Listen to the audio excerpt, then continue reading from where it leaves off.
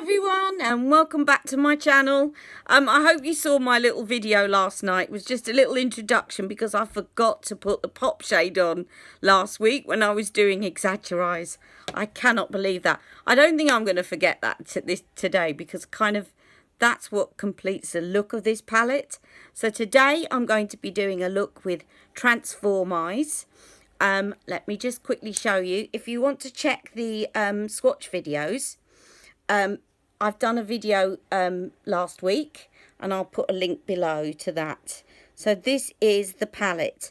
Now what I'm going to do, I've been having a bit of a breakthrough with watery eyes in terms of, and by the way my sister's here in the background, but I'm just going to pause this video.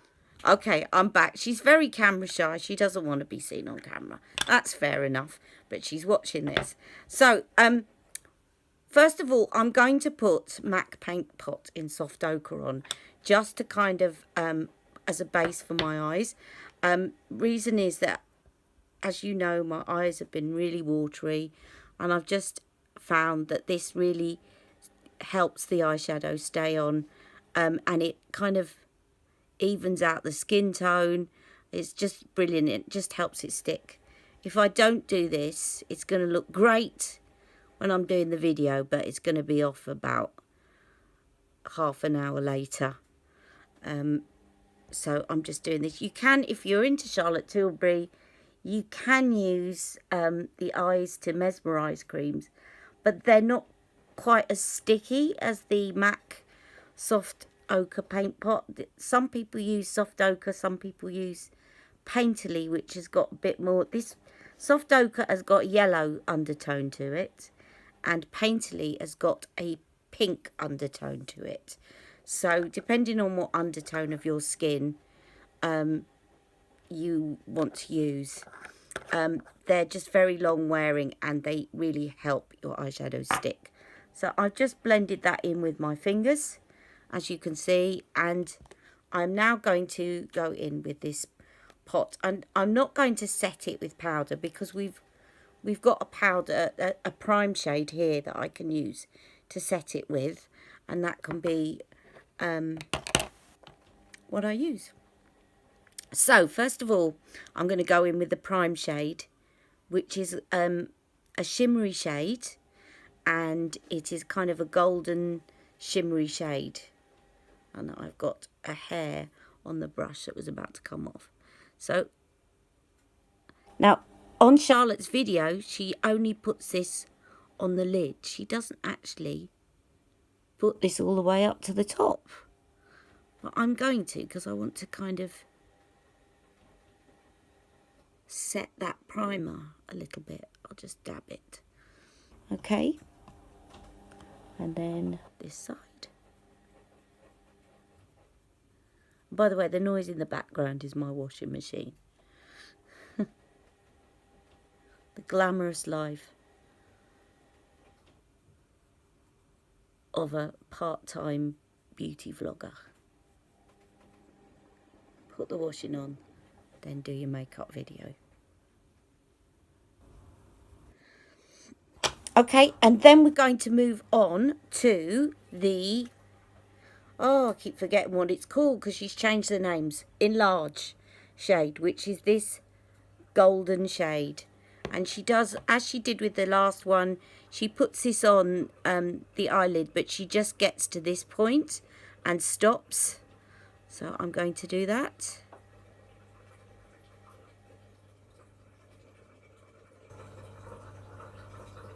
Again, that is my washing machine making all the strange noises. This is beautiful. I think if you got darker skin than me, it would look even better. And then the other side. And I'm just going to, in a minute, be making my sister up with Exaggereyes.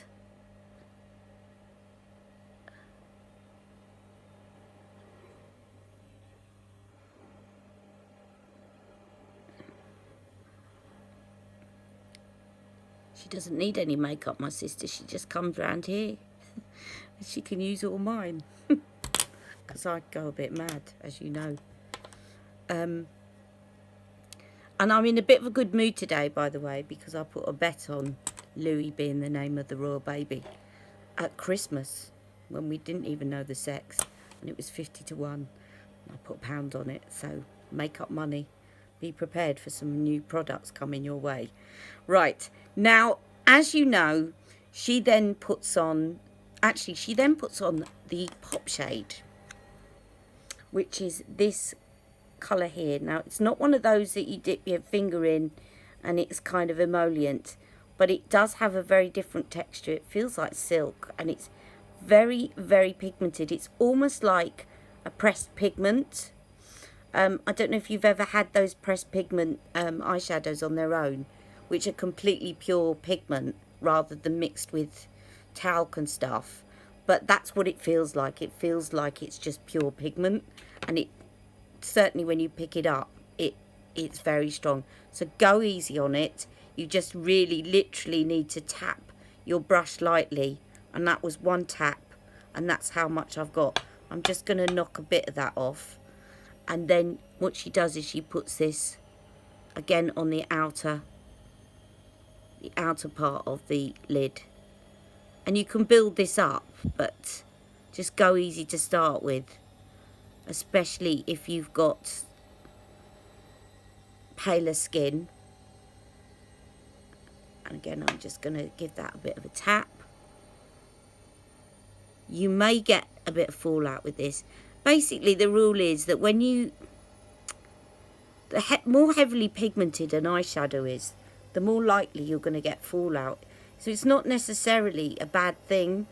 It always bemuses me that people sort of criticise palettes on the amount of fallout, because it is often about the more pigmented a shadow is, the more pigment that is actually in the shadow, the more likely you are to get fallout. So I'd rather have a shadow like that than one that's full of lots of talc, and then build it up, and then you can always clean up underneath if it drops onto your cheeks. It's no big deal. It's not the end of the world.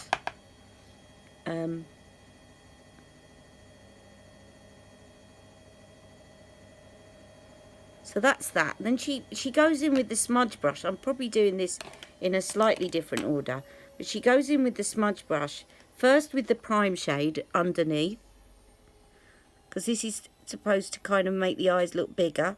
Transformeyes. And then this side, and then she goes in with the enlarged shade. Got that right this time. And I'm just going to put that not all the way along, but just halfway along, so that you see one colour merge into the other.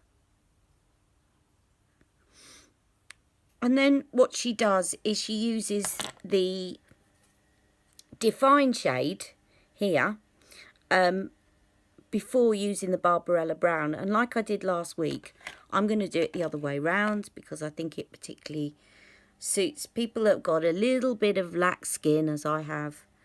The line just looks a lot better when you do it this way round. So I use the Rock and Coal first, and then I set it with the other shade. Now, she does a really big wing on the person that she's doing, and I'm not doing that because I've got hooded lids and it will look silly. So I just do a little tick at the end, and what I do is I go into this bit in between my eyes, because that's often a good guide to stop it kind of looking droopy, like that. Okay, and before it sets, I'm going to go in with my eyeliner brush and take that define shade here, and I'm going to just go along where I put the line and set the Rock and Coal. Do you see how the line ends up looking a lot smoother? If you've got sort of a little bit of crepey skin in that area and your eyeliner just goes on a bit crepey, this is a brilliant way to do it, to set it with powder, because then it smooths out and blurs out that line, and stops it looking crepey, and it will hold on for a lot longer because you've set it with powder. Can you see the difference there? Right, so I'll do the other side, and I may speed this up.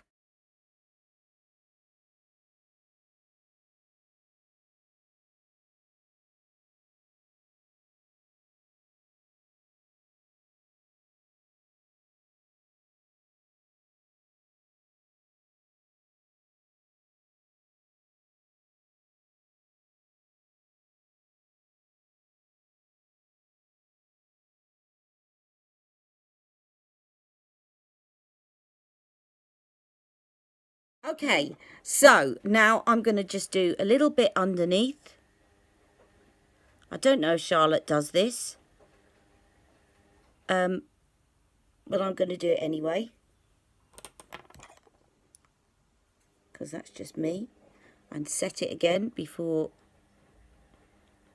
it just takes the harshness off that line. And I'm trying, if you see, I'm trying to lift my eyes because they are a little bit downturned, so this kind of gives your eyes a bit of a lift without it looking like a wing, which isn't going to work. And then the other side,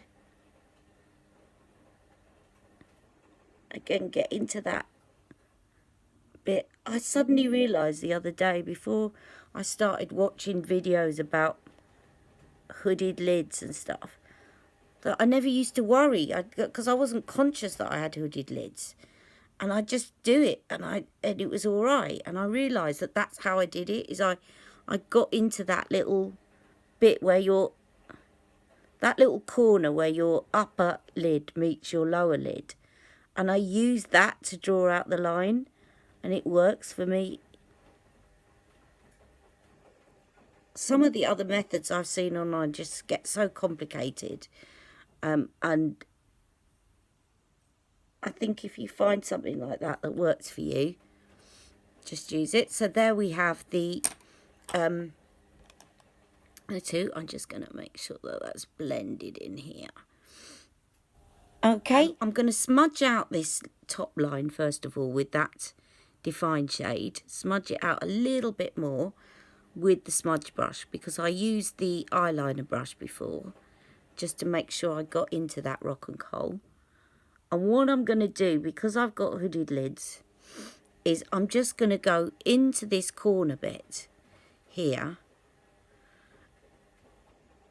just to hide the hood. And I saw a video last night, Pixie Woo doing hooded lids, and I'm going to try this.